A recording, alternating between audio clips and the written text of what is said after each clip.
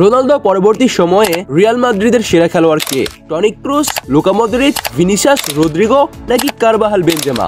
সবাই নিজেদের মতো করে অবদান রেখেছে, কিন্তু একজন আসেন যার কথা না বললে অন্যায় হবে। 6 ফুট 6 ইঞ্চির এক দানব গোলরক্ষক থিবো কর্তোয়া, যে একাই বহু ম্যাচে রিয়াল মাদ্রিদকে বাঁচিয়েছে।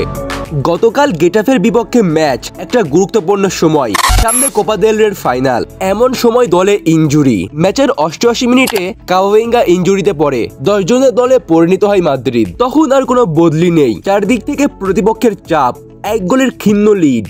এ সময়ে একজন এগিয়ে আসে, থিবো কর্তোয়া। শেষ 6 মিনিটে একের পর এক 3-4টা অবিশ্বাস্য সেভ। শুধু সেভ না, পুরো মাদ্রিদের স্বপ্নকে ধরে রাখে, এক গোলের লিডকে বুক চিতিয়ে বাঁচিয়ে রাখে। শেষ বাঁশি বাজার আগ পর্যন্ত সে ছিল একাই এক সেনা, ওয়ান ম্যান আর্মি। সবার অফ ফর্ম যেদিন দলে, সেদিনও কর্তোয়া তার নিজ ছন্দে থাকে।